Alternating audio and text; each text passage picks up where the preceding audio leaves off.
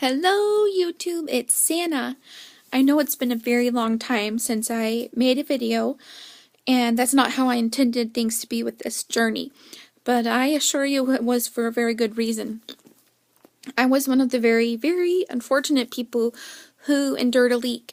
About 2 weeks post-op, I was diagnosed with a leak that was at the top of my stomach near my esophagus. There's a lot of things that I feel like I could talk about on this video, but I'm starting to feel like a human again, starting to be more active in life, and so I thought it was important to just come on, share with you a little bit of my experience, because it's been hard, and quite honestly, I don't know where to start, and I feel really, really funny recording myself, but this is something I wanted to do, and so I'm going to do it. So, the leak left me in the hospital for quite some time. I spent all of the holidays in the hospital. I had 2 stents, esophageal and stomach stents. One was inserted and it migrated south, so they put another in. I was told that the stents were going to be uncomfortable. That was the biggest understatement anybody has ever told me. The stents were severe pain. I, of course, was only allowed to have liquid, but I couldn't swallow. And if I was able to swallow anything, it came right back up. I became very dehydrated. And I guess when we think about leaks, we think there's a leak. And I did a lot of research before surgery, and I guess I didn't quite understand the full picture of what it means to have a leak. A leak just isn't a leak. A leak is something that wreaks havoc on your entire body. For me, that was my heart and my kidneys. They suffered a lot. And I ended up having an infectious disease doctor because the antibiotics that the hospital had were not strong enough to treat me. Infectious disease doctor, I don't recall his name. A lot of things from the last several months are very blurry for me, and I've talked to my husband on many accounts to kind of learn how everything went and what exactly has happened to me. I was on a lot of medicine. It's not been fun. So the great news is, about 3 weeks ago, I received cardiac clearance. My heart is now normal. It's beating normal. Its rhythm and everything are back to normal.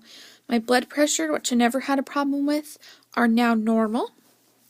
I'm off the 10 pills I was on a day in order to keep my heart working normally, which was quite scary for me. My kidneys also had ceased in function a bit. My function, I believe, is back up to normal. Right now I have some labs out to look and make sure everything is working normal again. With my leak, I received severe dehydration, although I did end up getting of midline and PICC line and many other things. Besides the point, I did end up receiving the help I needed. Even after I was out of the hospital, I would have to go to the hospital every single day for nutrients and fluid to keep me going. So it's been very hard. It's not just been a physical journey by any means. A leak is very emotional. And my husband is a very great man, and he suggested that I go to counseling because I've had a lot of trouble coping with everything that's happened, and so I go to counseling. I was going to counseling every week, and right now I'm going probably about every 2 weeks. I'm getting stronger every single day, and life is getting richer. I'm standing on my own 2 feet again.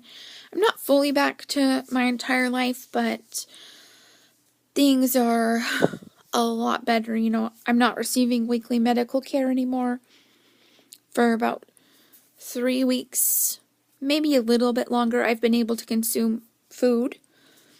I was on liquids for quite some time, and then I was not able to keep food down, and as it turns out, I had esophageal spasm, which is thought to possibly be from the stents in place and the damage they caused to my esophagus.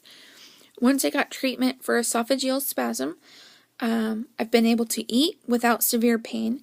I do not vomit every time I eat, and the nausea is gone.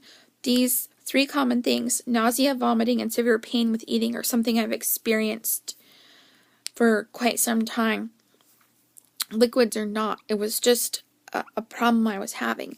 So to be able to say that I've had real foods for a few weeks is amazing. I cannot tell you what a little food will do for your soul and your brain. So I'm in a healthier place right now. And that's really nice. And I'm even to a point where I'm starting to care about the numbers. I know as somebody who's losing weight, numbers and inches and all of this stuff is really important, and it's something that we think about a lot. But when you're not sure if you're going to live and you can't take care of yourself, you can't get up, you can't go to the bathroom, you cannot eat, none of that stuff matters. I didn't care if I lost weight. Nothing was really that important for quite some time, other than trying to get better and trying to remain positive and see the good in what was happening. So, I have been weighing in once a week for a while now. I'm down 79 pounds, and I went from a size 26 to a size 18 now. It does feel good, but I can't tell you that there isn't regret, because I have regret. I have deep regret. I have regret that I put myself through this. I have regret that I put my husband through this. I have regret that I put my daughter through this. She's 18 months old. But with that being said, I'm a very fortunate person because I have a very amazing support system. My husband and my sister and my mom and my dad and my great friends. And then all of you, of course.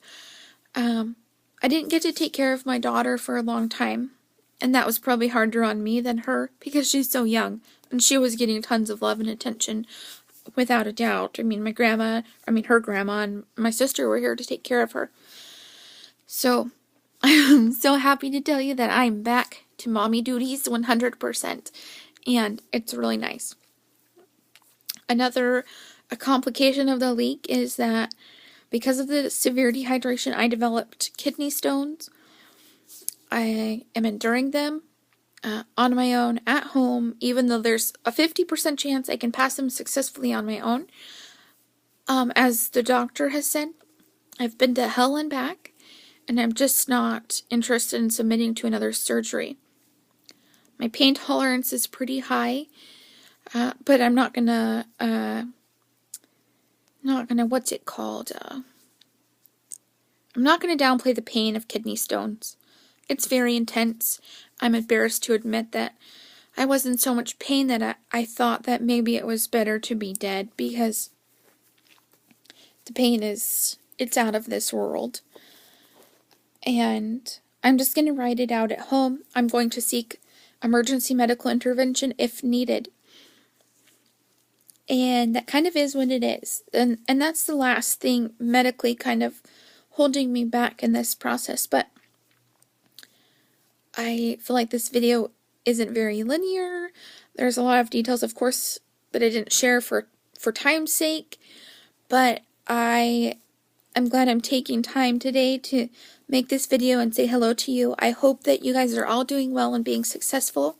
If you have any questions, just please talk to me. I think it's important that we share these kind of things with other people. You need to know about leaks. You need to know what it's like.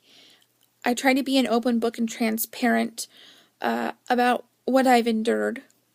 And, let me know if you've had a leak, if you want somebody to talk to, because I didn't feel like I was going to be okay until I actually talked to somebody who survived her leak. But thank you for listening, and to everybody who's supported me through this journey. I'm going to be posting again soon because there's, of course, very much to say. I'm wishing you wellness and have a successful day tomorrow. Good night.